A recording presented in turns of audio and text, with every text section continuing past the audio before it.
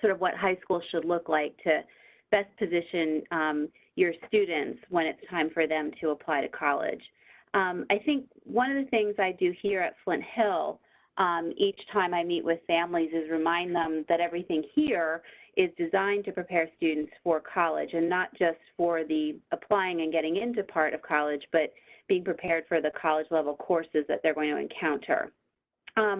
Over the years, one thing I've noticed is that parents and students focus a lot on the applying to college part as opposed to being prepared in terms of the coursework they have for the college level courses that they'll be in once they get to college. And I think it's important to keep both those things in mind. You want to keep doors open in terms of the admission process, but once a student is enrolled at college, you want to make sure that they're really well prepared to handle the demands that they're going to encounter in the college classroom.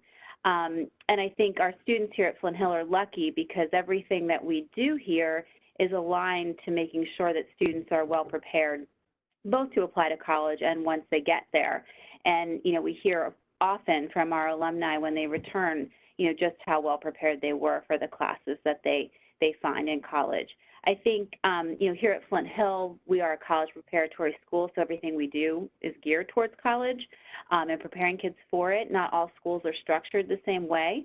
So it's important to, be mindful of the setting that you're in and how graduation requirements and things might align with what's required by the colleges the student will ultimately apply to.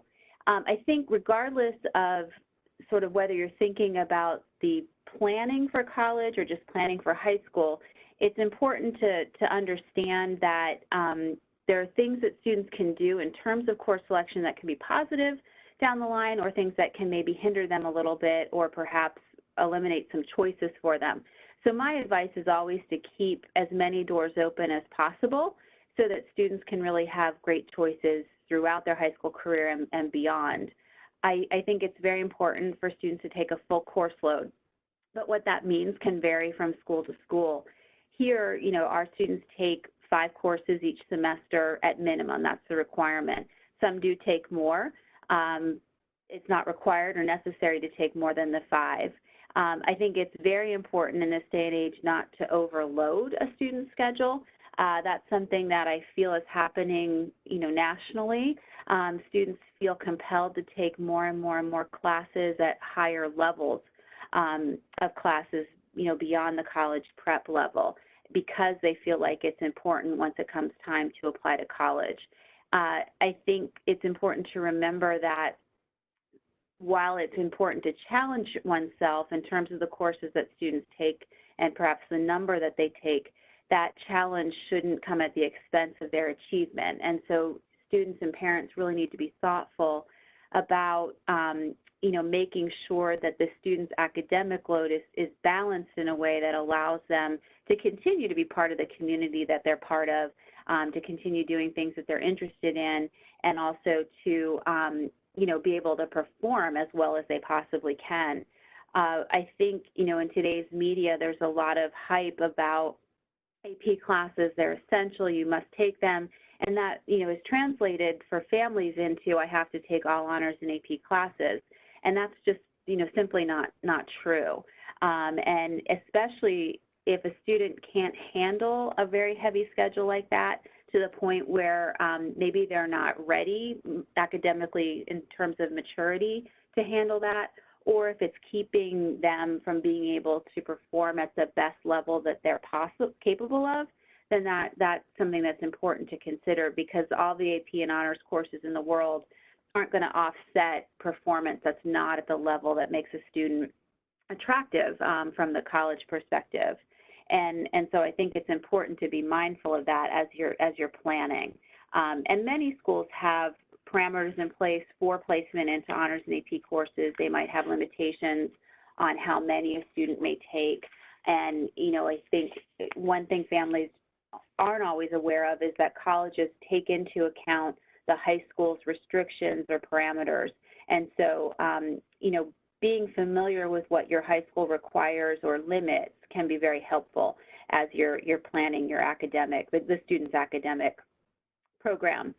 I think, one thing in terms of high school progress in course selection, families underestimate the importance of course selection in 9th and 10th grade. One of the things we hear at Flint Hill is that families would like more college counseling at the early grade levels, and yet really from the college admission perspective, at those early grade levels, what courses the students are taking and how they've done in them are really the key things when it comes time to apply to college. It's important to keep the school's graduation requirements in mind. One thing we sometimes see here is that students don't like a particular subject area and they think, well, I'll just push that off until my senior year. And the challenge with that is you do still have to take it. And as a senior, you may not be able to take something you're truly interested in because you have to fulfill this requirement. Or if it's a course that's maybe in a discipline that's harder for you, if you push it off till senior year and you struggle, it can become a very stressful situation if you're needing to pass that class and you're having a difficult time in it. When you're looking at schools' graduation requirements, high school graduation requirements, it's helpful to think about how they might correlate to admission requirements at colleges. And many high schools sort of mirror their graduation requirements to align with perhaps the state universities in their area, so that their high school students are being well prepared for their state flagship institutions. I think that's fairly common. One of the things we see is sometimes kids apply to an out-of-state university and they have a very specific graduation requirement.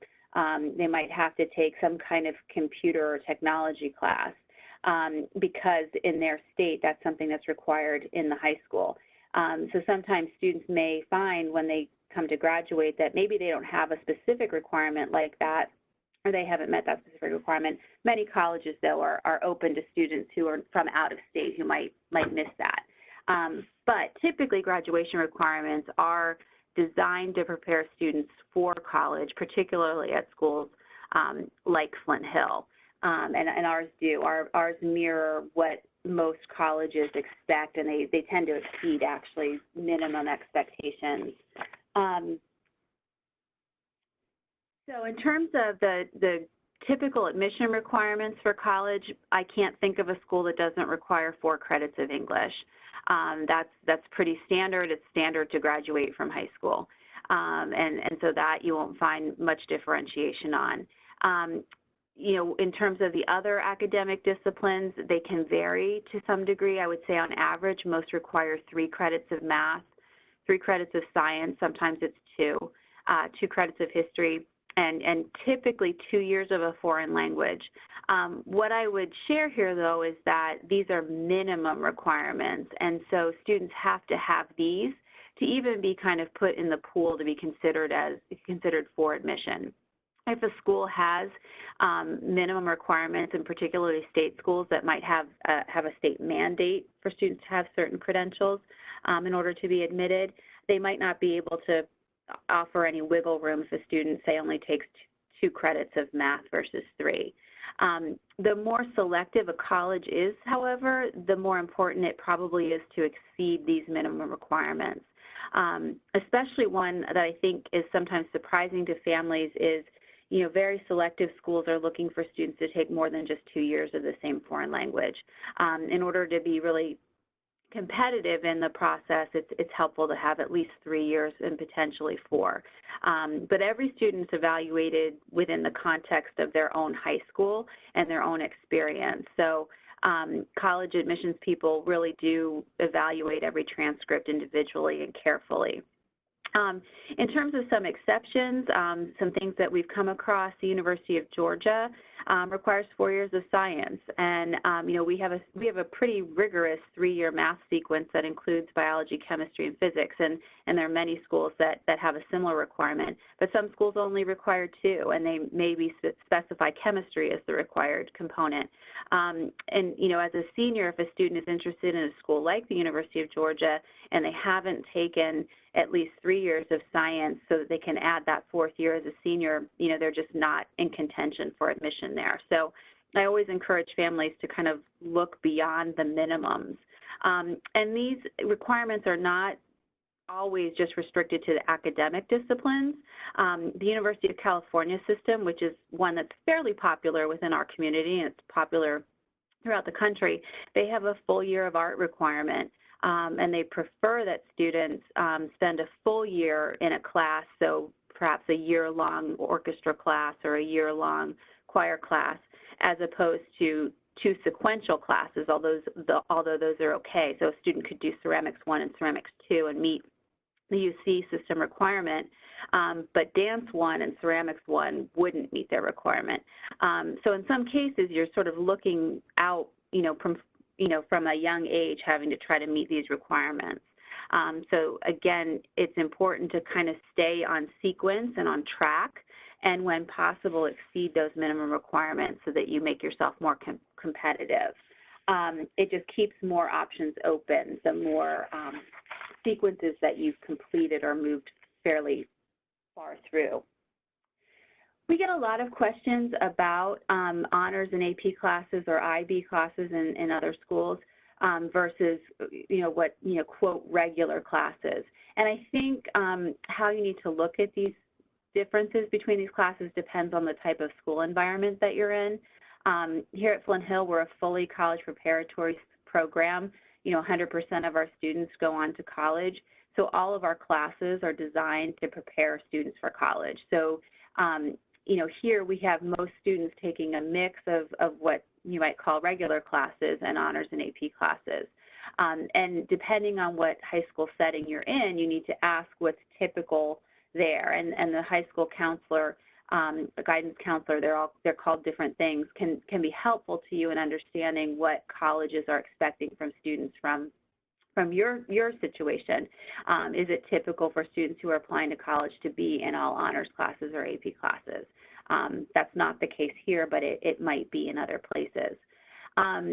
Sometimes we get the question, and it's an impossible one really to answer, and it's one I'll share with you that college admission people hate to be asked, is whether it's better to take a regular class and get a higher grade or an honors or AP class and get a lower grade. And the admission officer will usually say, well, it's better to take the honors and AP class and get the higher grade. But that's not the question that was asked.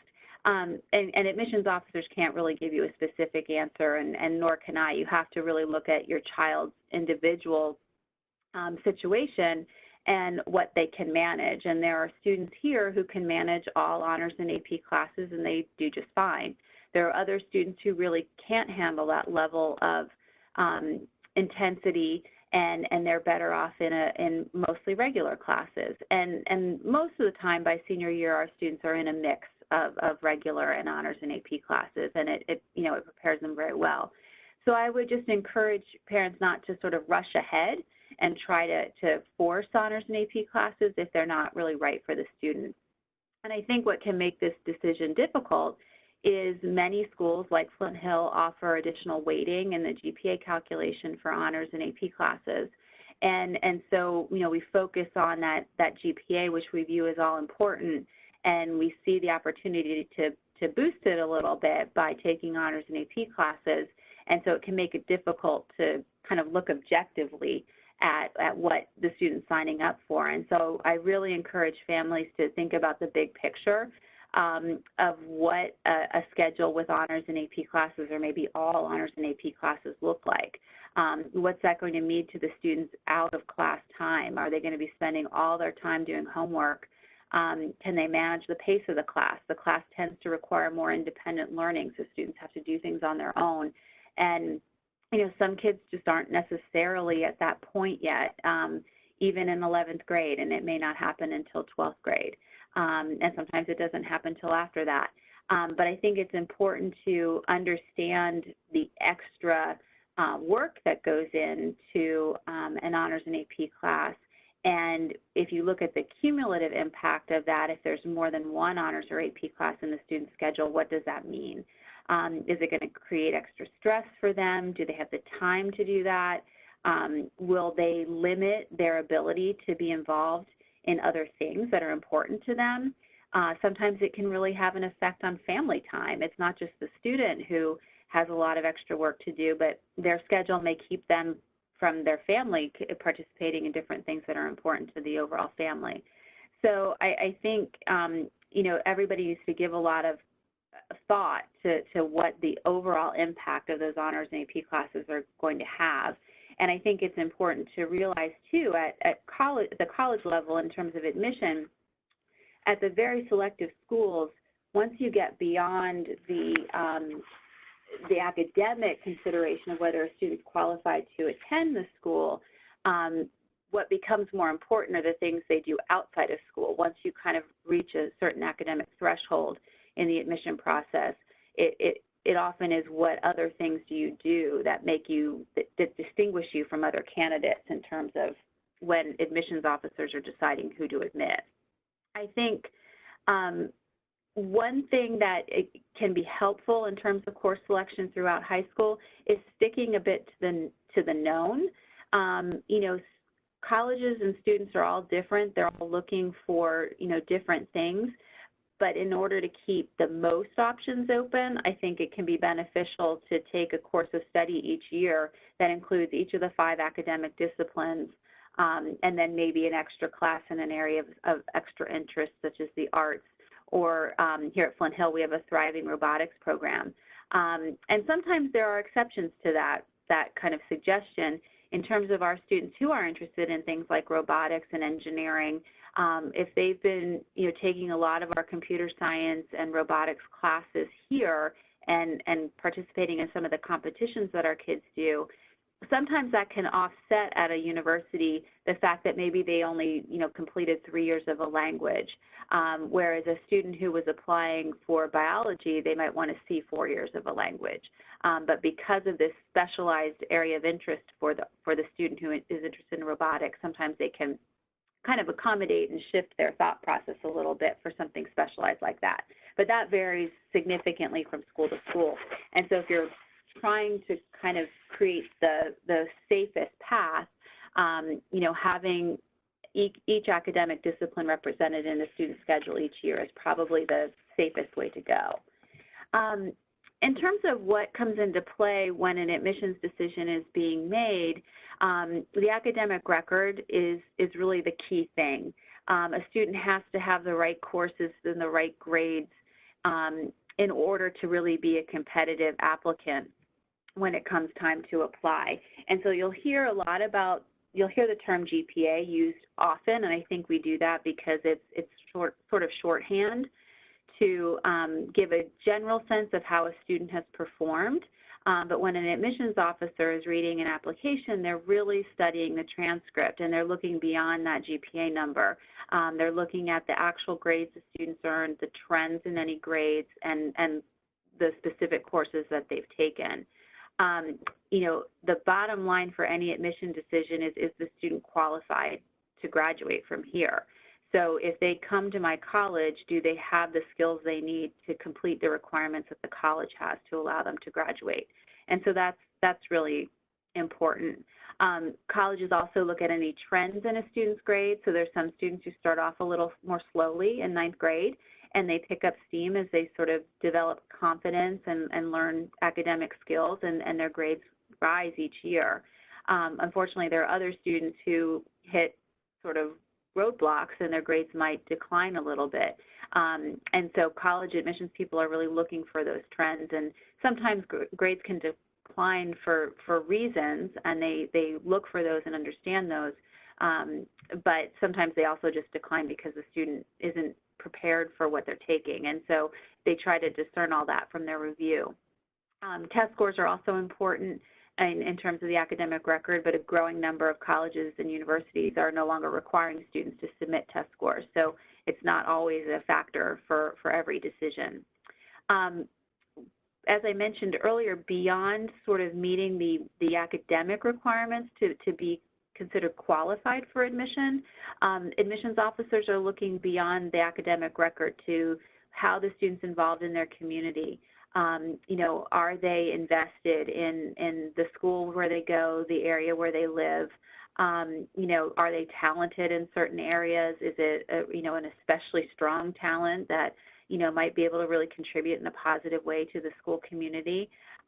When admissions officers are reviewing applications and making their admissions decisions, they're trying to build a class they're trying to build a community on their campus, and so they want students who are going to come in who will continue to be involved in the things that they enjoy and that they like. And so that's essential for them to be able to see kids who have been involved in their high school community. And it doesn't have to be just high school activities. It can be things through their, wherever they practice their religion or community service or, all sorts of areas. It can be a part-time job. So it doesn't have to be sort of the traditional high school activities that, that help a student stand out. And then lastly, admissions people are looking at recommendations. Some schools don't require them. Some schools have a pretty formulaic admission process where they just look at grades and test scores. But other places really do have a holistic review, and they want to get feedback from the students' teachers and counselors to understand a little bit more about the student and what they might offer to the classroom and to the campus. And then I think it's helpful to kind of look at each year in high school and how you can take on different things at each grade level to prepare the student to, for the college admission process and also for college. I think a couple years ago, I was a freshman advisor for the first time in a long time, and I was reminded how new high school is for 14-year-olds. They don't understand the schedule. They don't understand the social landscape. They don't know what they need on a daily basis. And it's a really, it's a significant transition from 8th grade to 9th grade, even for our students who have come out of our 8th grade into our high school. And so I think it's really essential to help them develop strong academic habits, which includes things like, are they organized? Are they turning their assignments in when they do that? Do they have a strategy for sort of managing all their work? Do they know how to study?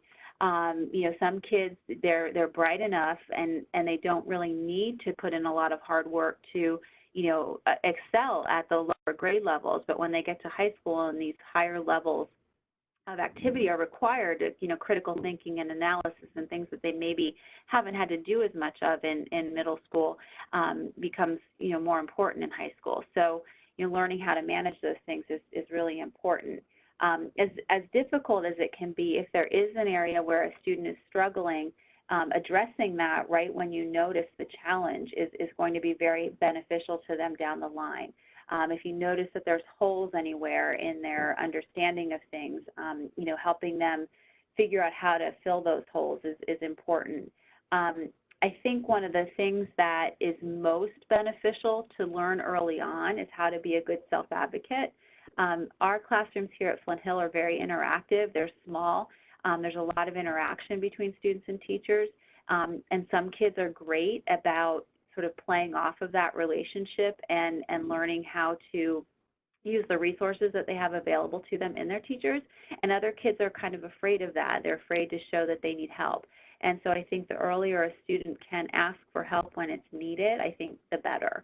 And then learning how to be really involved in class, how to speak up even if it's a little bit uncomfortable, I think is a great skill and will really help them stand out when they do get to college.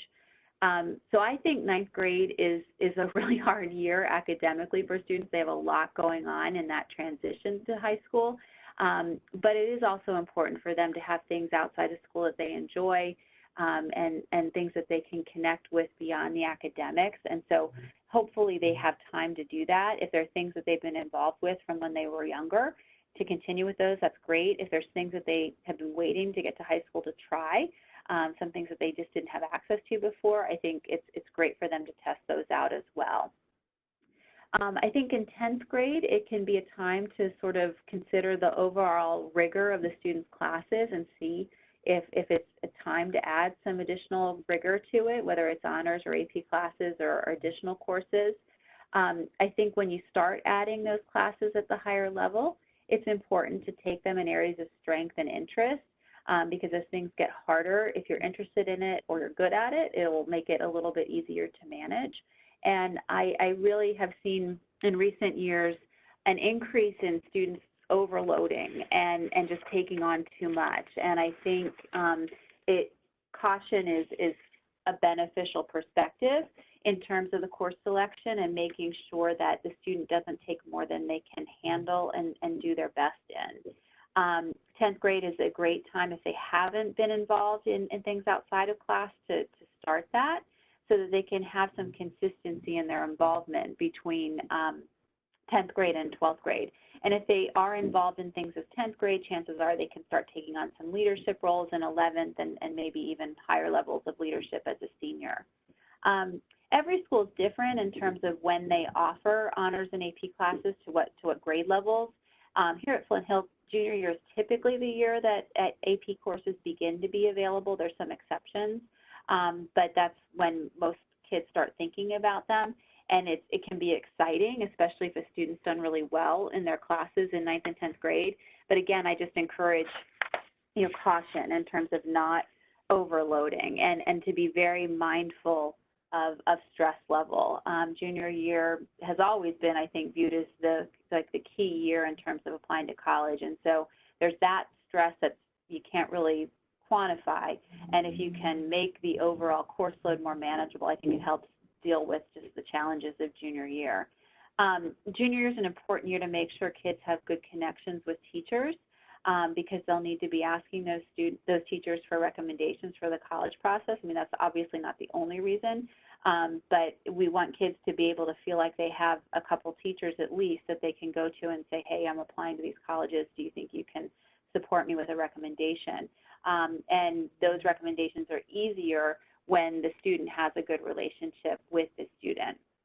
And then, again, I'm emphasizing the self-advocacy skills, because that first year of college when students are off on their own is similar to the transition in 9th grade in terms of really trying to figure out the lay of the land while being really challenged in the classroom.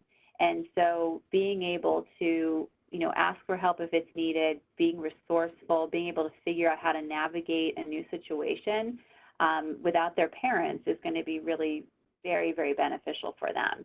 And again, making use of those faculty connections at college, as well as things in student, resources in student life. Junior year is also a time when we at least ask our students to begin being more self-reflective and thinking about their strengths and their interests, so that when they do start looking for colleges, they have some foundation to try to figure out what it is that they're looking for. And, I think as juniors, particularly second semester juniors, they have a pretty good idea of who they are and what they're looking for. And I think, that is helpful in terms of looking towards senior year and both applying for college as well as figuring out their course load for senior year. Junior year is a time when sometimes kids finish their required sequences in terms of what the school requires for graduation. I always feel compelled to put a plug in for students to continue taking foreign language if it fits in their schedule, because no matter what you want to study, a lot of the more selective colleges are looking for kids to be in the 4th level of a language, if not farther. It can distinguish you. But obviously there are sometimes reasons to make different choices, but I encourage kids to do that and to continue with math sequences and things like that. And as I mentioned, just staying involved outside of school and perhaps seeking leadership activities at the junior year. And then as senior year, obviously you need to make sure that the graduation requirements have been met, or there's an opportunity to meet them during the course of the year. But again, this is where I think about, really preparing for success when they get to the college campus. An example that we've encountered is that, a lot of students right now are interested in pursuing business degrees in college, and they're a little surprised by how we emphasize the need to take as high a level math as possible. And what we found is that at the college level, particularly places with strong business programs, they're looking for students to have a background in calculus. And even schools have said they don't really want to see the high school business classes. They'd rather see you taking AP Calculus. And at some colleges, you can't even apply to be in the business school once you get to their campus until you've completed 2 of their calculus classes, and sometimes 2 of their statistics classes. So math is very important in that particular situation, and there are many others. So thinking about creating a schedule that allows a student to enjoy senior year, because they should, gives them time to meet the requirements of the actual application process to college is also important, but also, preparing them as best as possible for the classes that they'll take once they're there. Senior year is often when students really step into true leadership roles. They have a lot more responsibility as a result of that. And so things that they've done in the past may end up taking more time, and I think it's important to be aware of that. Again, taking a balanced course load is really important. A lot of people don't realize how important first semester senior year grades are. And for some students, if they're applying to a college under an early program, first quarter grades can be really important. So they have to be mindful of what they sign up for to make sure that it's a course load that they can excel in. And we often give kids the advice that, applying to college in the fall of senior year is like an additional class. And so we encourage kids to leave room for that in their schedule and to, again, not overload. And I think if your students haven't already developed good organizational skills and self-advocacy skills by the time they're, many of them have, but if they haven't, really to work on those. It's really essential for them to be able to be self-sufficient when they leave high school and they leave home. And here in high school, at least, there's a safety net. And so I always encourage parents to give their kids a little bit of freedom and flexibility so that the kids can practice those self-advocacy skills. Not that standardized testing is the topic of this webinar, but it seems strange not to talk about it when we're talking about preparing for college. I think the one piece of advice that I would give is to not start too early. I'm seeing a growing number of families really push standardized testing to earlier and earlier in the high school year or high school career. And I think it's important, some kids are perfectly capable of taking the SAT very early, and others would benefit by taking it, at a more appropriate time. The risk of taking it too early is a low score that's not really reflective of where they'll end up. And so I think you can avoid that by just testing at appropriate times, which we believe are spring of junior year. We offer kids here the opportunity to take the PSAT and the pre-ACT in 10th grade, the PSAT again in 11th grade, and then we encourage everybody to start the full SAT and ACT in spring of junior year. The other thing I would share is to take advantage of the free resources out there to prepare for the standardized tests. A lot of times families really want to jump on board with a commercial test prep company, and I know there's a lot of pressure out there to parents of high school students to do that. But I think it's important to try the free online programs offered by both the ACT and the College Board partnership with Khan Academy. They're great resources, and our students have really found them to be very beneficial. And they're more manageable in terms of when they can practice because they're all online, and you can practice in 10, 15-minute chunks of time versus 3 hours every Saturday. So just, I think, remember that when the test prep agencies are encouraging you to start early, it means more money for them. And so I think try the free resources first, and then if it's necessary for more specific tutoring, try that later. And then lastly, I wanted to share some resources that I think are good and rational and thoughtful. The first one is College Admissions from Application to Acceptance, Step by Step. This is co-authored by a former Dean of Admission at Stanford, Robin Mamlet. It is a bit old. It was published in 2011, I believe, but the information in it is very objective, very clear, very thorough. And I think it really provides a very good approach to the college process. The next one is Where You Go Is Not Who You'll Be by Frank Bruni. He's an educational editor for the New York Times. And again, he just brings a lot of rational thoughts to the process and reassuring families that, the college that a student goes to does not dictate the rest of their life. And we've seen time after time here students going to a whole range of schools and thriving when they're at the right place, and then going on to do great things, whether it's graduate school or in their career. A new book, which I haven't actually read yet, but I feel confident in recommending because of the people who have written it, is The Truth About College Admission, A Family Guide to Getting In and Staying Together. Brendan Barnard is the Director of College Counseling at a school in New Hampshire, I believe, and Rick Clark is the Director of Admission at Georgia Tech. And you see that I've listed the Georgia Tech admission blog as another resource. They just provide really common sense advice to the admission process, and the Georgia Tech admission blog is routinely a great resource for and timely for sort of this time of year. This is what families are dealing with, and this is how you should look at it. So I think all of these are really helpful resources to help understand the college admission process and the factors that go into it, which can really be helpful to you in thinking about how to approach college. And that is it. So I don't know if we have some questions. Nothing. Okay. I thank you for joining in, and hopefully this information was helpful to you. Close.